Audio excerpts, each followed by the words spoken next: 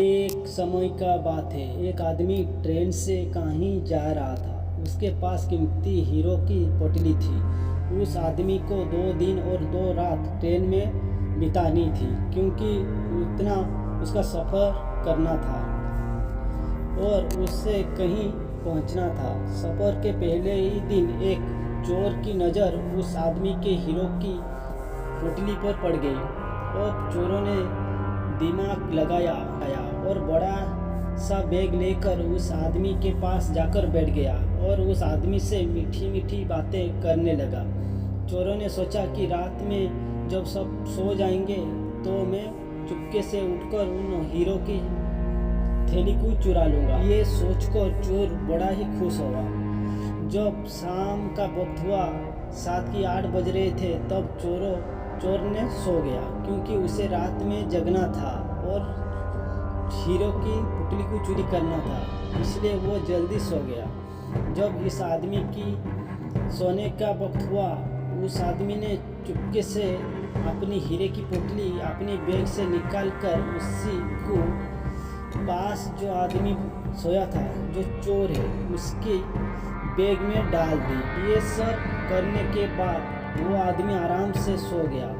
रात के जब 2-3 बज रहे थे, तब वो चोर उठा और उसने देखा सब लोग सो गए हैं। फिर उसने उस आदमी के बैग को अपनी तरफ खींचा और उस बैग के पूरा जांच करने लगा। उस बैग में कुछ नहीं मिला। वो परेशान हो गया। सारी रात उसे आदमी को बैग को चेक करने के बाद जब कुछ ना मिला, तब उसने देखा कि सुबह की 4 बज रहे थे। तब वो सो गया। उसके सोने के बाद वो आदमी उठा जिसका हीरा का थैली था। उसने अपने हीरे के पुतली उस चोरों की बैग से निकालकर अपनी बैग में रख लिया। जब सुबह हुई और वो चोर सो के उठा, उसने देखा कि हीरो की पुतली तो उस आदमी के पास ही है। उसे लगा कि मैं रात को कुछ गड़बड़ की है। शायद इस आदमी के बैग को अच्छी से चेक नहीं किया। उसने फिर से प्लान बनाया कि इस रात बैग को अच्छी से चेक करना पड़ेगा। वो चोर फिर से शाम होते ही सो गया, जल्दी से सो गया और उस आदमी ने फिर से अपनी हीरे की पोटली को अपने बैग से निकालकर उस चोर की बैग में डाल दी। चोर रात में फिर से उठा, उस आदमी के बैग को चेक किया, फिर से ढूंढने लगा, लेकिन हीरे नहीं मिला। वो परेशान होकर फिर से सो गया। वो आदमी सुबह के 5 बजे उठा, अपनी हीरो की पोटली चोरों की बैग से निकालकर अपनी बैग में वापस डाल दी।